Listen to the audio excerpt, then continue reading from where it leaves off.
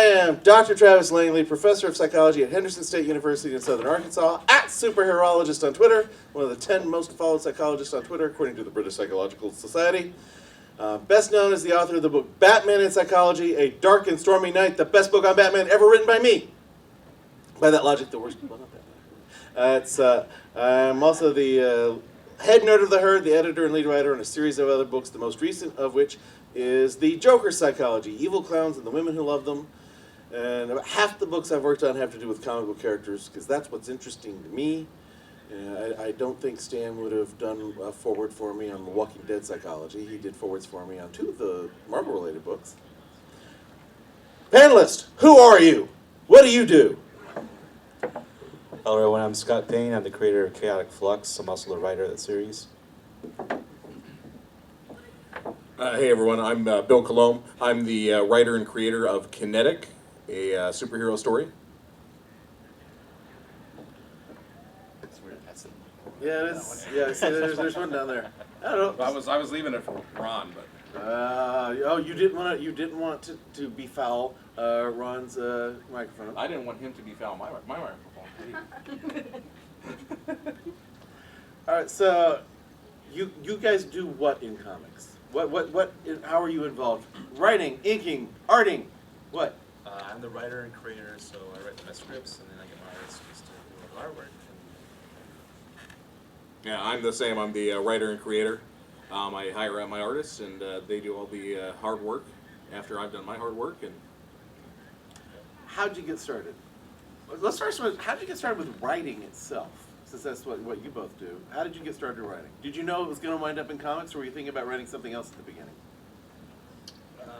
I had never written anything before comics. I just really love comics, and I had this idea for a story came about 20 years ago, started developing it, and I kept growing it over time, and eventually I sat down and finally said, I'm going to write my first script. First I did research on how to write a script online and watched a lot of videos and read a lot of stuff online on how to write comic book scripts. So then I sat down and started fleshing it out, and then I started finding my artists online, went through several applicants and settled my guys, and then had them start to draw it out for me, and I found a colorist as well to color it, and I found a letterer to letter it, and then did Indiegogo campaign to pay for the printing costs, and then got it out there. Okay, Indiegogo to pay for the printing. What about paying these people that you were creating to work for you? Well, they paid the artists as well too, but a lot of it went towards the printing Whoa, costs. Sorry. careful with the TV. There we go. Yeah, that was.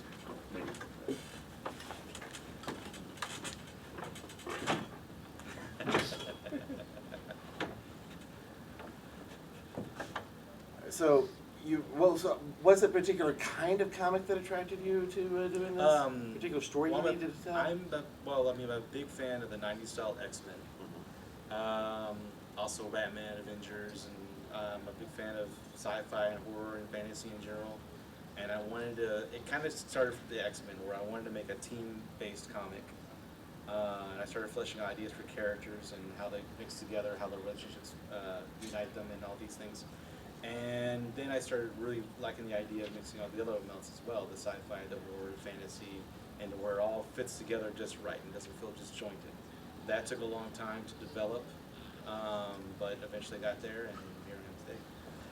What about you, Bill? So I started writing kind of in school. I'd always written stuff when I was in middle school and high school. I'd written like some prose novels, some fantasy stuff, but like all kids, I think I got into comics, really wanted to make comics, but then fell out of comics for a while.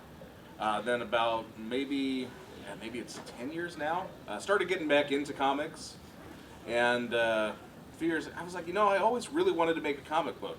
So sat down one day, I said, I'm seriously going to do this. I'm going to actually put some effort into it. And next thing you know, I had a script, and then I had a book, and then I had the full series. Yeah, with me, it's like, I have not written a comic book. I remember when I decided as a kid I was going to be a comic book writer. I've written books. Half of them are about comic book characters. It's 13 books, but I'll still say half, even though it's an odd number, because one of those is The Walking Dead, which is about, okay, it's a comic book and not a comic book. It's, I still have that need to write one sometime. There was a comic book writer I knew through one of these conventions that we interviewed for the Black Panther book. He has something he wants me to write as a feature that'll be included in a book. He's got a psychological evaluation of a comic book character that he was going to include in the story, and he thought, well, why should I write this myself when I know you? Well, of course, I'm not a clinical psychologist. I'm a social psychologist who teaches psychology of mental illness and crime. And so the logical thing would have been to say, well, I'm not a therapist. I really ought to refer you to some therapists I know to do this psychiatric evaluation of your character. My actual answer was, well, yeah, I want to do this. But my wife, who is a therapist, I told him, it's like, she's going to have to help me. She's going to have to work with me on this. I said, oh yeah, sure. She can get credited too. So I'm going to write something for a comic book. And the other thing I was going to work on with my friend Denny O'Neil, you might know who he is or not. We can't because of a rights issue, and that just kills me, and that's what's on my head right now. So I can't do a comic yet. But I write about these characters. So with you, it had to do with some particular. It starts with the superheroes that you were interested in the 90s. Yeah. It inspired me to grow a story of my own out of that. So, like I said, I just love the X-Men, 90s style X-Men. Big time fan of the Avengers as well. But I wanted also to make something that had never really been done before in this style, of all these genres mixed together and characters that no one's ever seen in different ways. But also have them go through things that you don't see all the time, and have them go through like heavy hardships and I mean, there's a lot of comic books shy from the idea of having characters die and like permanently die. I don't shy from that, and but also have them go through just like traumatic events and events that affect them throughout the series. I mean, I know you do see that in comics, but more the mental state that it puts the mental state that puts them through, that drives them, pulls them down to where they feel like they just can't go on anymore. But in this my story is very much about survival of the fittest. The characters have to push through it all to get through it, or else. And then the humanity's last hope as well. So there's a lot riding on their shoulders. Yeah. So what kind of characters are you working with?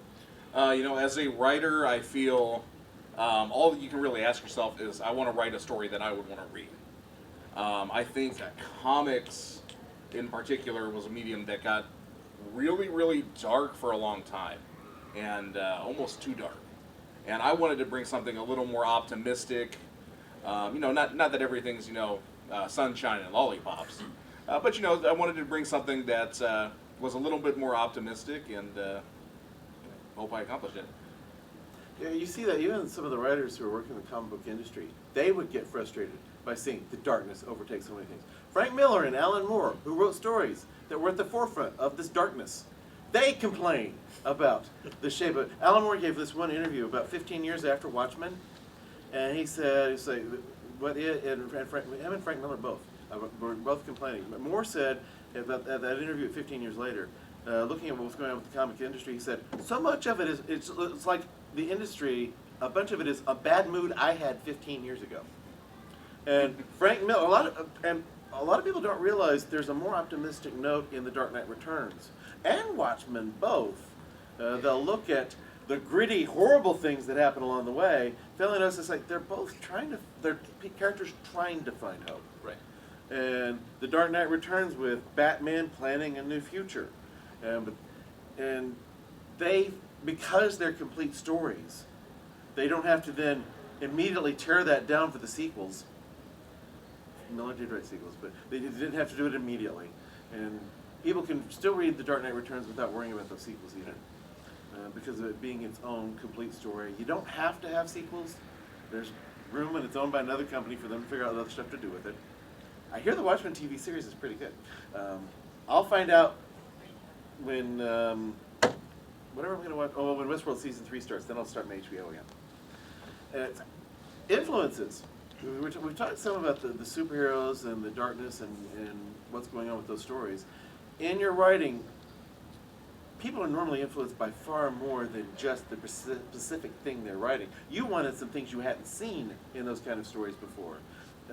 Some people, they're very much influenced by film. Brian Michael Bendis, very much influenced, but he thinks cinematically. He thinks in terms of film pace and structure, and he likes to work with artists who will also lay things out like film.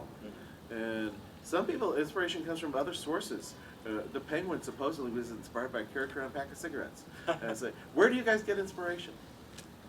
Well, like I said, a big part of it for me is X-Men, but video games as well, a lot of video game influence. My creatures, Dread Fiends, are one of the main villains in the series, and I get a lot of inspiration from Resident Evil, the creatures from that series. As When they well were as other faster horror or slower? monsters. Faster or slower Resident Evil? Faster. Yeah, okay. Yeah. And let's see. Well, like a lot of anime, I get a lot of influence from different anime, like Gundam, Purple Tech. Let's see. There's Final Fantasy elements in there as well. So just all kinds of different things. Like there's Battle Chasers. I don't know if any of you are familiar with Battle Chasers, but it was a short run series back in the 90s and early 2000s that was very much a good mixed genre kind of story. It had a lot of magic, but it had a lot of cool tech and stuff like that, and it was a team-based comic, which that's a big influence on my book as well, is I wanted a team that didn't feel like kind of like the same thing, but a little bit different. Like each character is kind of the same, but a little different. I want them all to feel very different. Like the Avengers, for instance, are all different. So. For me, I'm a big fan of cinema as well, and read just a ton because I think Stephen King had written if you want to write, you need to read because it's what you're doing, so you need to be familiar with that. One thing I do for inspiration, and it's probably kind of weird, like if I'm writing a scene, usually I'll have music on that kind of will fit the scene. So if I'm writing like a big superhero fight, like I actually will have like, maybe the Avengers theme song, like that on, just so I can kind of get the feel for how it's going to feel. I don't know, it sounds weird. Too. Yeah. But yeah, I don't think it sounds weird. If I'm doing something, like a noir, I'll have something, Yeah. Or I'll even have stuff playing in the background, like Yeah. a movie or a TV show. yeah, just so I can kind of get the feel for the characters. A lot of times too, will be like if I know kind of what the scene's going to be, but I don't know where it's going to go. I'll kind of stand up and like act out how I think it's going to be, like with myself. It's just really fun when you walk in on me writing and you're like, what are you doing? But I'll act, I act it out so I could say like, oh, this guy says this. Well, how would this guy respond? Yeah, Stan Lee was known for acting out a whole lot of the things. The way he wrote, he'd have bones of a plot, and go into the artist would flesh out a story, and then Stan would do his dialogue. But somebody he'd get up there, he'd talking up, jumping up on the table and talking with them. My friend Michael worked with Stan on this. Just imagine if Stan Lee created DC characters thing. Oh, yeah. And there was this one particular Stan was acting it out with some of the things with Michael, and Michael had this very weird experience of going to when he was a kid, hearing about Stan doing this with Jack Kirby and others, and so Michael's like, I'm in that moment. Yeah, we're Stan's jumping up on the table as we're talking about how to tell this story. Music. A lot of writers, it might be unrelated to what they're writing. My son Alex will play things like Weird Al in the background, because that feels good to him. And it's not what he's writing about necessarily, but there are people who it needs to be music that will affect their mood to help bring them that state. Some of it's the rhythm, it's the pace, the punch, especially when they're working on fight scenes. They want something that'll make them feel like they're punching. It's like Flight of the Valkyries, and when they're working on these characters charging forward. So and it can be a more subtle thing. It's like where's there are no horses, there are no Valkyries, there are no Pegasi in this one. And so it's like, but it's about the mood.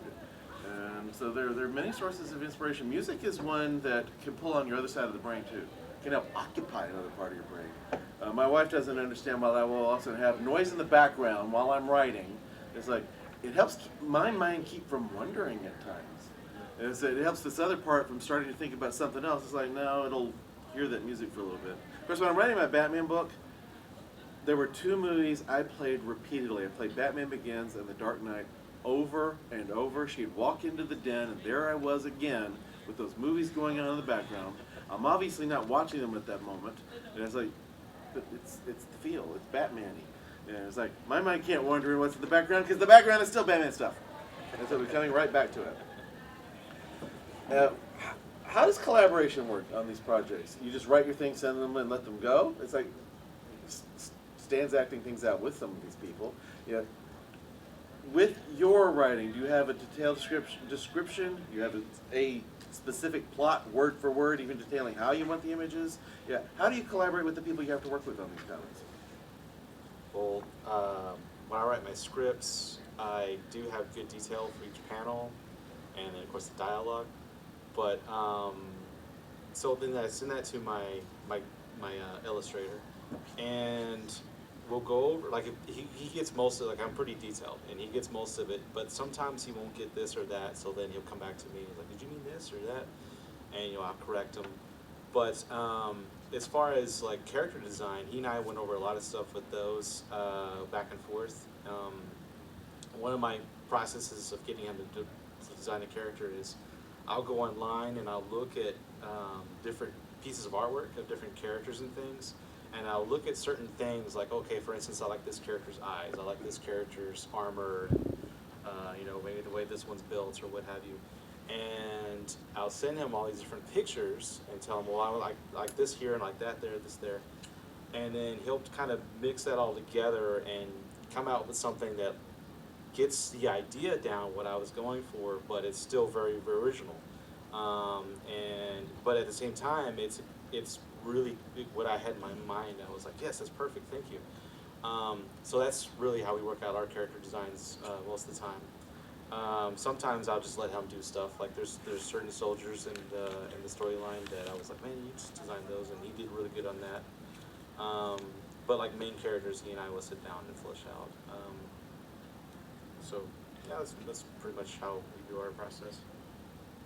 As far as character design, usually I'll try to get that before we actually start with the writing and getting all the sequential stuff, because you really want, especially your main characters. If it's just a goon, Yeah. the artist, Raphael can draw that however he wants. But get that all squared away. My scripts are pretty detailed, and I'm a big fan of like arc words and congruent scenes where, like, I want a scene to. George Lucas, he gets a lot of crap for this, but he said, he's like, hey, scenes kind of rhyme when he was doing the prequels. And I'm actually like a big fan of that, because I like, hey, if one scene can kind of like draw back to another scene, and I really want that. So sometimes I'll actually write in the script for my artist Raphael. I'll say, hey, Raphael, I'm like, I want this scene to look like this scene previously, and I'll actually reference it. But the thing to remember when you're writing scripts, you guys in general aren't going to see the script. The script is for me, it's for the editor, it's for the artists, and that's basically the 3 or 4 people who will actually see it, unless it blows up and becomes huge, and then people will want to see with the Watchmen script to say, how did he do it? But yeah, I usually write it out pretty detailed. I don't break down unless it's exactly how I want a scene to look. Then I'll write down, say, this is how I want the page to actually look. There's one page where it's just, hey, I want it to be 4 panels just right on top of each other, and then eventually kind of the camera pans out. That was specifically written for that. I made that apparent. Most of the time I can leave the layouts to him. And I've also told Raphael too. Brian Michael Bendis says, hey, they're artists. They're not my art monkey where I say, hey, do this exactly how I say it. Like, I actually want him to say, hey, if this isn't working and we need to add another panel because I've been dumb and I've had multiple actions in one panel, I want him to have the leeway to say, we need 2 panels here, and then change it himself. Yeah, writers vary a lot as those who see themselves working with their artist, and those who see them as their art monkeys. It's like what you mentioned, like a Watchmen script. People like reading Alan Moore's scripts. There's fascinating stuff. Some of it, he has a very specific vision for how a panel should look. He has a lot of those and a lot of notes. And then there are the things where he'll have a note to the artist, like, do this however you want. So not completely the art monkey. And then there's stuff he has that's like, it is just his own aside. His sarcastic remark, about publishers and things like that. And if you ever get a chance to look at the script of Watchmen or The Killing Joke, it's an interesting layout, an interesting structure. And also, I've had to refer to the Killing Joke script a lot to answer that question of people thinking Batman killed the Joker, and it's like, no, he didn't. It's not there. It's clearly not written that way. As people continue to wander in, it's like, okay, they read something else, now they want to know about comics and how to write these. How do people find your comics? How do they get to this? Since you're not with Marvel, you're not with DC, and it's like, how do you get your comics to people? Well, yeah, sorry. I think primary way you might get my books to people right now is through conventions. I am in some comic book shops in the Houston area, in Galveston area, and also on the website. You can get it on there. But that's where I'm at right now. Well, how do you get? What do you do to even get people to find the website? How do you get? People to Well, I find do you? like a lot of promotion on social media, and I talk a lot about the book on there. I do a lot of YouTube appearances as well on YouTube channels or shows, talk about the book and the characters, and it's mainly conventions too. I mean, I've done 3 conventions so far this year. I'm lining up about four more, maybe 6 next year. Right now, I'm just thinking 4. And I mean, that's a big part of it. Is like getting noticed, getting the book out there, and you're trying to be independent. It is a lot of work. I won't lie. But you can do it. I mean, if you really want to, go out there and if you have an idea, create a book. Of course, you can simply write team, maybe do an Indiegogo or Kickstarter campaign to raise the funds for printing and paying your artist, and then get it out there and you promote it. Like I said, do YouTube shows, promote on social media, and then do conventions. You're talking about other people's YouTube shows? Yeah. Okay. Yeah. So I haven't put together a YouTube show of any kind yet. I mean, I post some things on YouTube, or like little videos about the book now and then. But I have primarily done other people's shows, mainly because they have a big following, and, so they'll invite me on to talk about the book, and usually it's like me with 3 or 4 of the creators talking about our books and making comics and what have you. Very similar to what we're doing now, actually. I get invited to do a lot of podcasts, and I get tired of that. Well, I've Not too bad. done hundreds of interviews, Yeah. and there are times when my publishers publish it. So ran what's called a radio book tour, like 30 radio interviews in one day. I'm sitting in my office with the door closed, and it's just one after another, and which it's funny. So generally, I like doing interviews, but they've got to bring something to it that's different from the. When we did the book, The Walking Dead Psychology, Psych of the Living Dead. Halfway through the day, I was real tired of a question that I normally like. Why are zombies so popular right now? And even more so when we did that book 4 years ago. And halfway through the day, it's like I don't want to answer this question right now. Yeah, I've you will tried to get- mix it up as much as I can. You'll get a lot of repeat questions, yeah, for sure. Yeah. A lot of interviews, that's where they like to start. They like to, they have their basic questions, and they might get into some other things that you haven't had asked you before, but yeah, I think it just goes along with having interviews done. Yeah, that's like, Yeah. there are much worse things than having too many people wanting to interview you. Yeah, that's true. Well, especially when the Joker book came out, I was getting a lot of requests, and so many because of the controversy, especially before it came out, and some people with agendas. I had to do some research on them. It's like, are they trying? And somebody did quote me in a way. We taught for an hour. They used one quote out of the whole hour in the write-up, the one that they could somehow interpret to fit the agenda that they had in their mind. It's like, I was trying real hard to avoid that. How do you get your book out? Almost entirely through conventions myself. A lot of people forget that you create your comic and you have this cool comic done, but you still have to get it out there. You have to sell it or you have to give it away so people can actually see what you've done. For me, it's been almost exclusively convention sales. I've sold 11,000 books. Wow. And I'd say probably under 500 of those have been to comic book shops or to people on my website. which I do have those avenues up. And I also advertise on Facebook and Instagram, all that stuff. I have those avenues available, but it's almost been entirely convention sales, just meeting people face to face and talking with them. What's the price? What's the price of your comics? Both of you. Mine for a unsigned copy is $6.75 and $11 for a signed copy. I do $4, and then I do convention specials if you pick up the full series of 8. And it's tiered pricing, so the more you get, the more you save.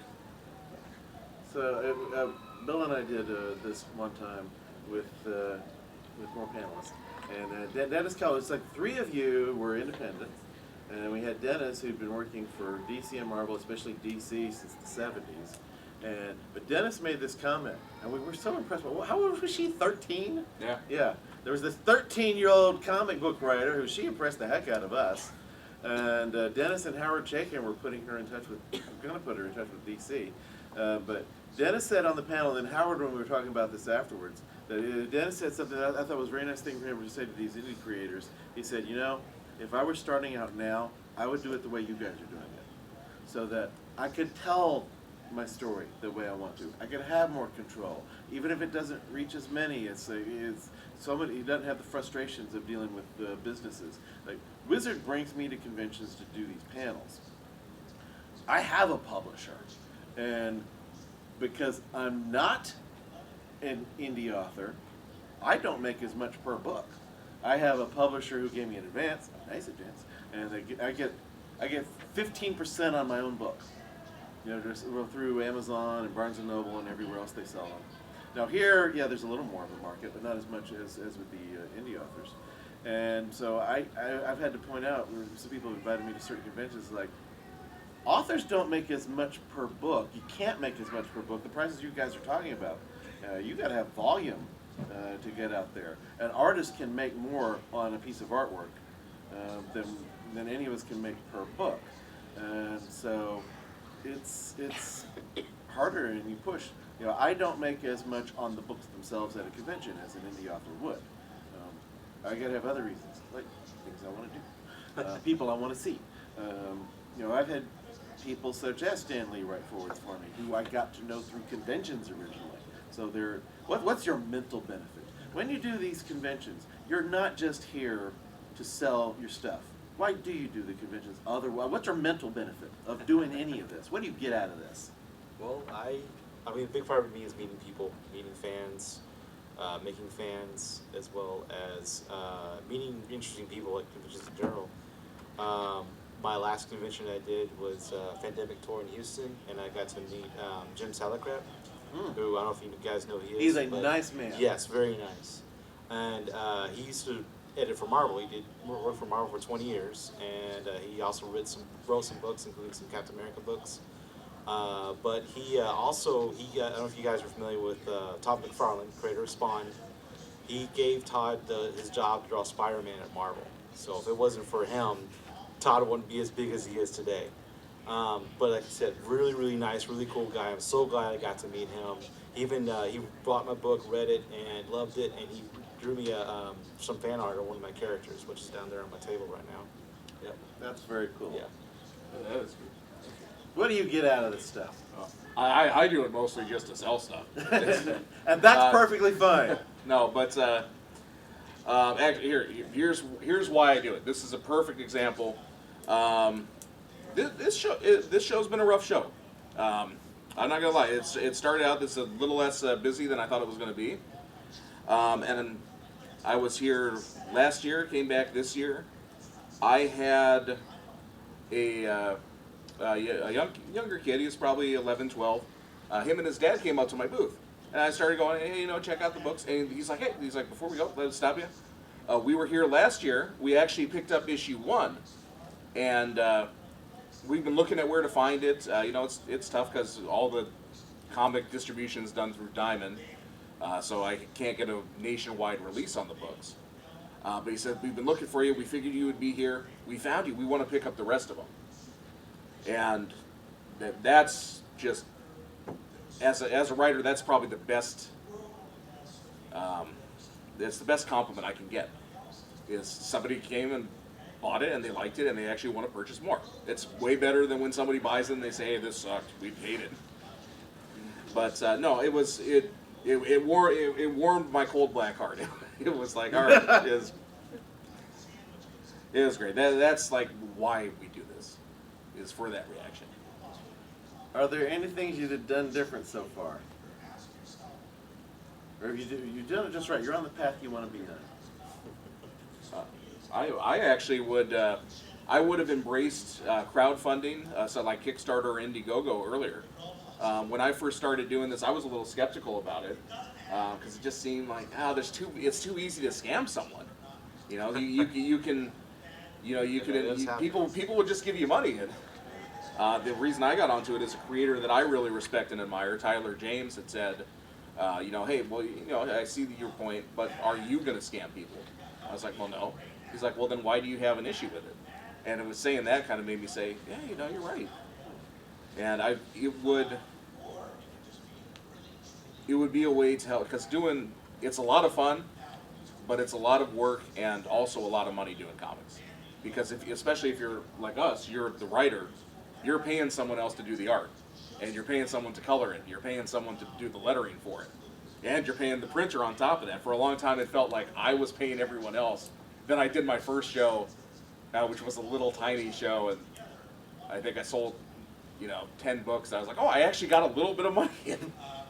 But I would have embraced crowdfunding earlier. Yeah, my son had a very successful Kickstarter for his graphic novel, and he got to pay his artists before they did the bulk of the work, and that was nice to be able to do. And so before we go to a few minutes of audience questions, any particular advice you would give to somebody who wants to do these things?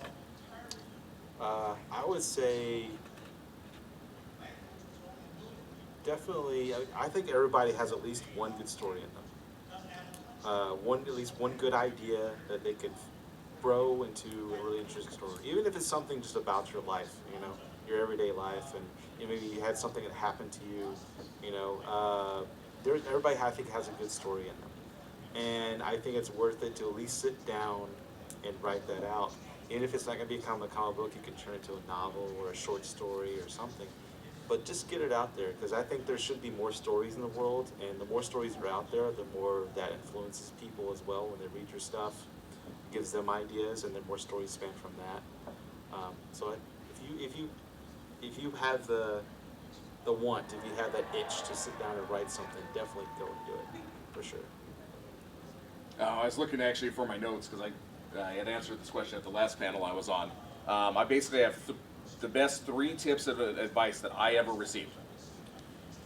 And one of them was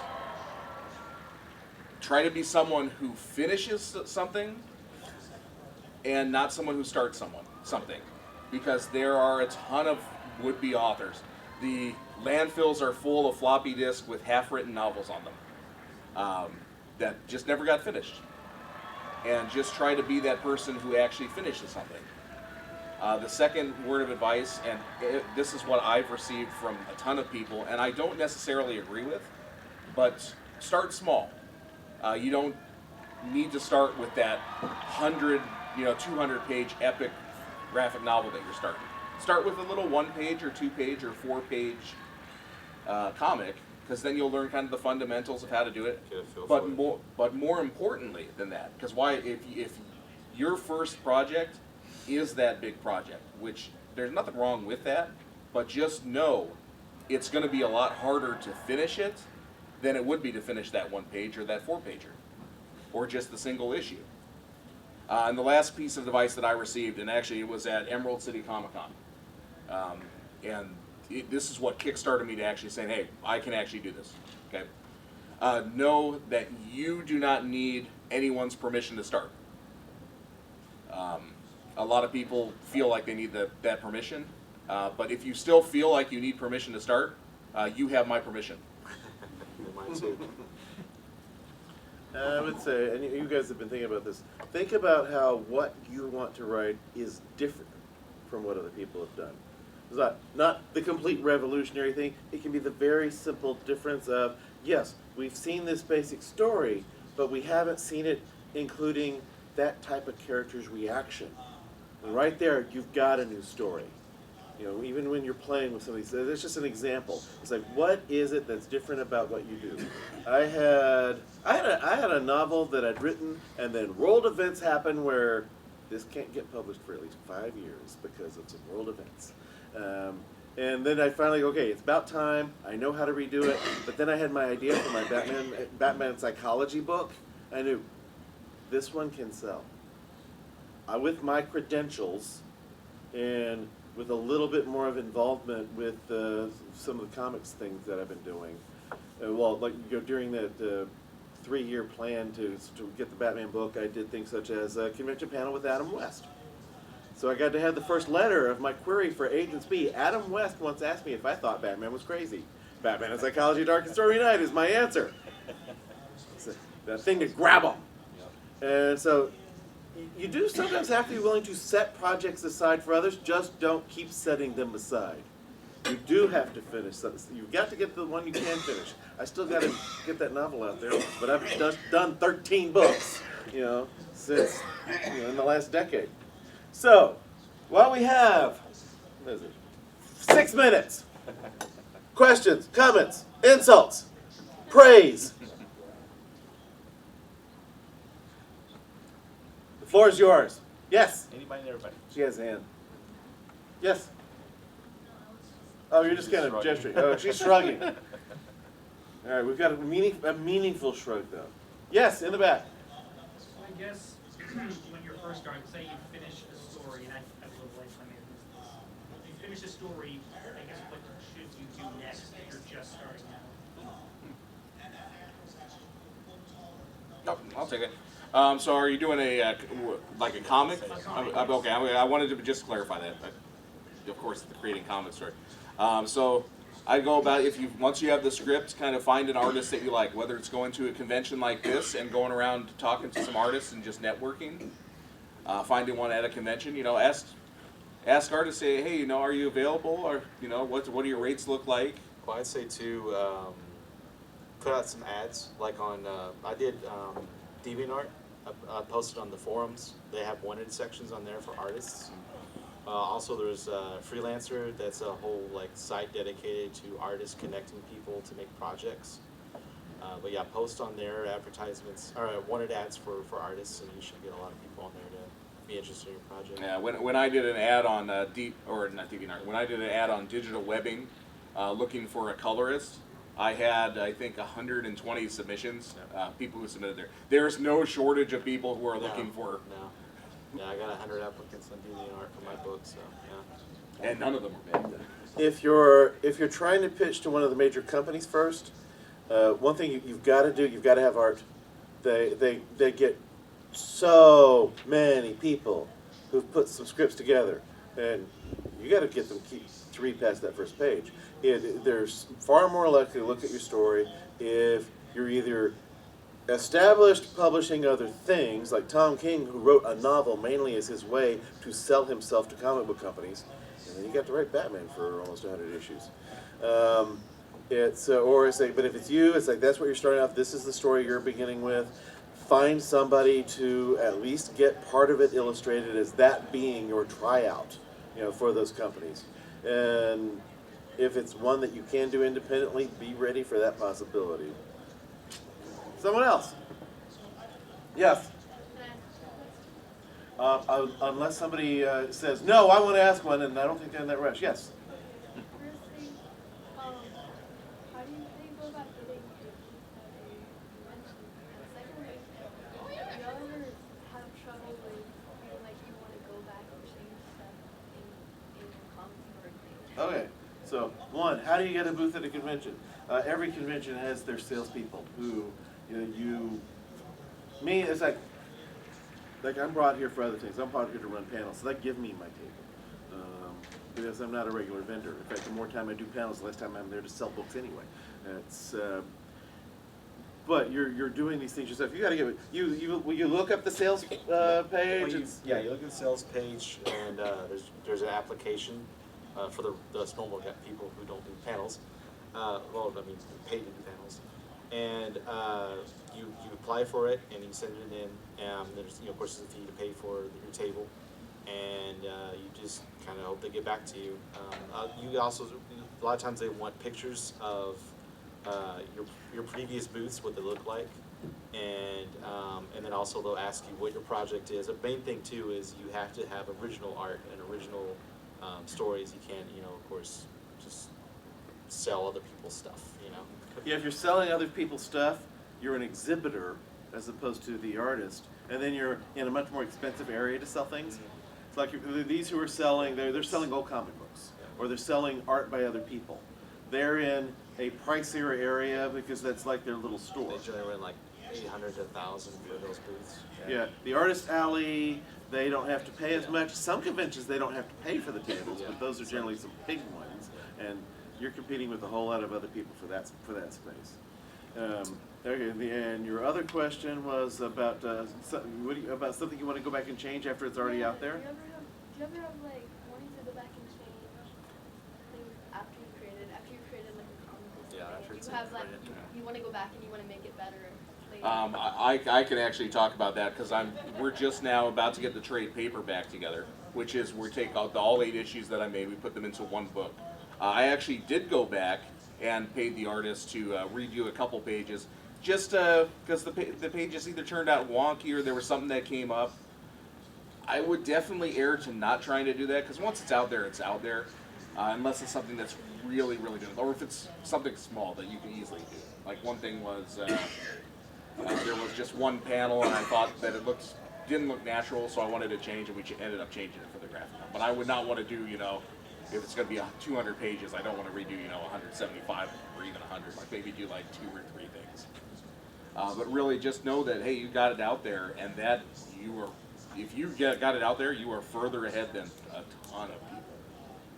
You are further ahead, and you did it.